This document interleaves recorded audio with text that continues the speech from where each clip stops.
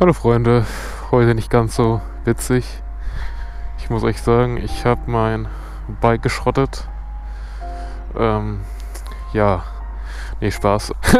Willkommen zu einem neuen Video. Heute Vorstellung von meinem Motorrad.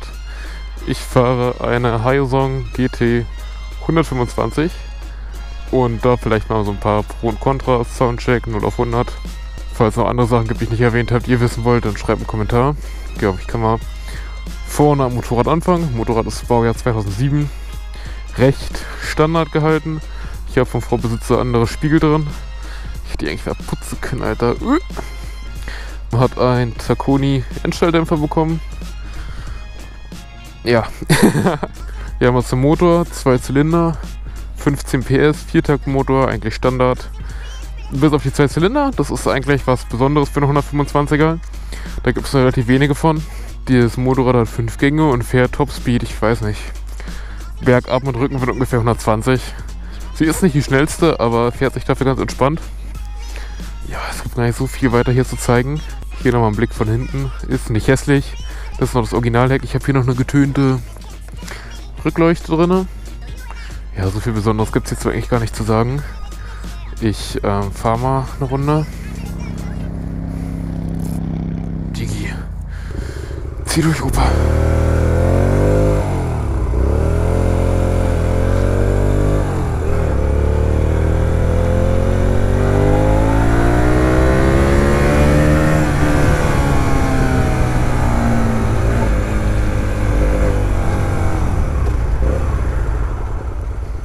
Ist denn hier mal ein kleines 0 auf 100. Mal sehen, ob ich 100 erreiche, weil da vorne was auf der Straße los ist. Wenn ich ein 0 bis.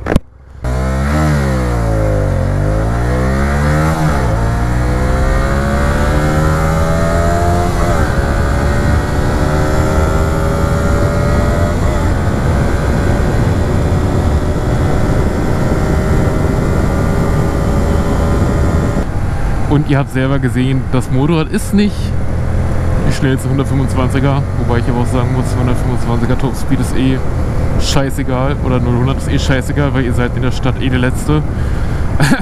Also ich glaube, es gibt keinen Corsa, der langsamer ist als irgendeine 125er.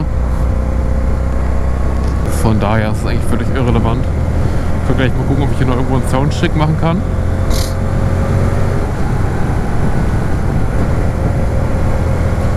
Aber jetzt beim Fahren hört ihr ja schon eigentlich ziemlich gut, was die Phase ist.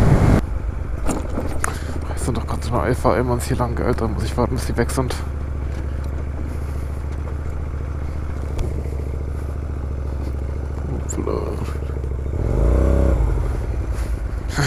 Was machen Sie hier? Sie dürfen mich nicht sein. Ach, halt's mal, als ob das hier packt. Ach, Diggi. Opa, Alter, so ist nicht dein Ernst. Ja, schön wenden. So ist richtig. So ist richtig. Weiter. Ja, perfekt. Genau. Genau, ja, top, super, Opa. Alter, verpiss dich doch, Opa. Okay, damit ihr mal wisst, wie sich so 125 Kubik auf 2 Zylinder verteilt anhören, habe ich hier was. Wie gesagt, nicht Standard, sondern mit Taconi und ohne DB-Killer. Deshalb bin ich jetzt extra auf Privatgelände.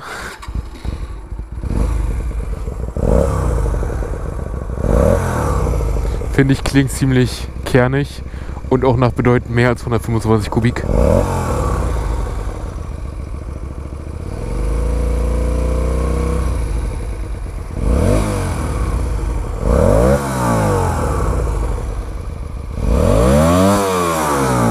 Also alles ganz saftig. Und bevor jetzt die alten Säcke da hinten angerannt kommen und mich wegfetzen, verpetze ich mal lieber. Tatsächlich macht hier auch der ab und an mal ein paar nette Fehlzündungen. Das ist immer ganz launisch bedingt. Die kann man irgendwie weder durch Gasstöße hervorfordern. Die kommen einfach mal, wenn du Glück hast, aber meistens hast du kein Glück. So, was ich mag, was ich nicht mag an der Hyosung. Wo fangen wir mal an? Wir fangen jetzt mal mit den negativen Punkten an. Das Motorrad ist für eine 125er sauschwer. Also ich glaube, wir sind hier leer bei 170 Kilo und vollgetankt. Deshalb war auch das 0 auf 100 vorhin wahrscheinlich so schlecht, weil ich gerade getankt habe. Bei ungefähr, die hat einen 17 Liter Tank, also ungefähr nochmal 185 Kilo voll. Es ist so viel für einen 125er. Also es gibt A2-Bikes, die wiegen weniger.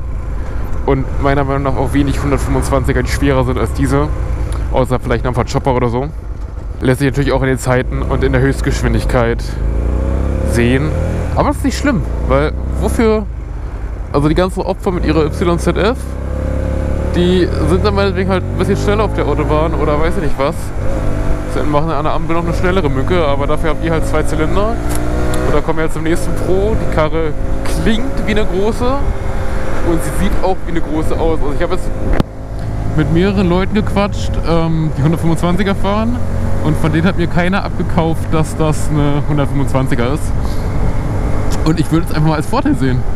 Bei dem Unterschied, dass euch auch den Bullen meistens in Ruhe lasst. Ich hatte jetzt zum Glück noch keine Bullenerfahrung mit, weil sie halt auch ohne DB-Killer normal klingt für ihre Größe, also für ihre optische Größe. Und von daher, Thema Verbrauch.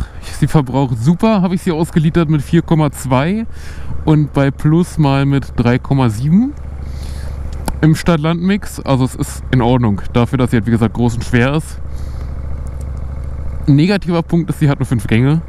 Heißt, mit Benzin sparen ist nicht viel. Ihr seid bei 100 schon bei 9500 oder sowas Umdrehungen. Muss man mit leben können. Wer aber nur hauptsächlich in der Stadt fährt, und dafür ist das Motorrad eigentlich auch ziemlich gut gemacht, der hat damit absolut seine Freude. Ach, der Mager ist da gerade an mir vorbeigefahren.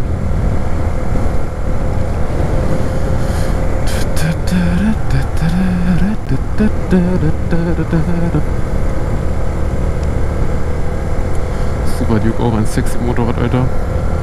Ich sollte mal Licht anmachen, dass mich wirklich kein Bullet rauszieht. Wichser, Alter.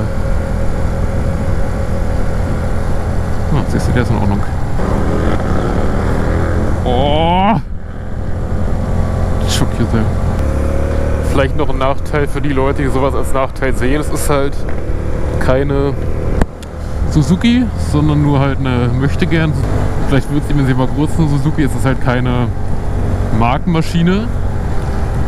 Muss jeder selber entscheiden, keine Ahnung. Es gibt halt keine 125er, die jetzt groß vergleichbar ist von einem Markenhersteller. Deshalb ist es jetzt kein großer Negativpunkt.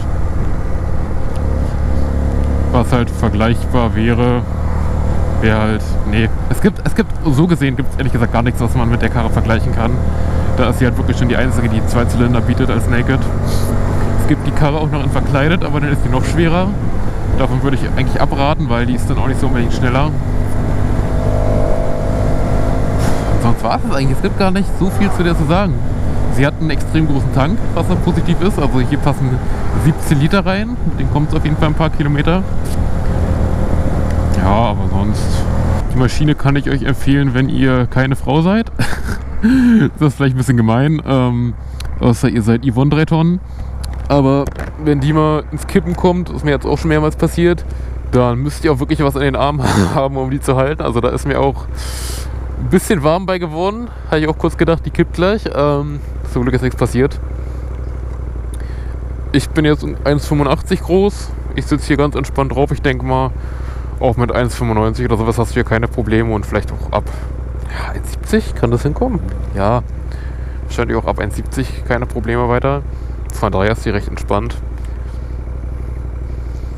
Ihr solltet euch die Maschine kaufen, wenn ihr halt nicht Bock habt, wie jedes 125er Opfer irgendwie eine YZF zu fahren. Das heißt jetzt nicht, dass alle YZF-Fahrer Opfer sind, aber schon die meisten. Ja, und von daher habe ich eigentlich nicht viel weiter zu sagen. Falls ihr noch ein paar weitere Fotos von der Karre sehen wollt, guckt mal hier auf Instagram nach. Da findet ihr auf jeden Fall ein paar. Pideras. Ja, von daher, ich wünsche euch noch einen schönen Tag. Passt auf euch auf, fahrt langsam und dann bis zum nächsten Video. Ciao!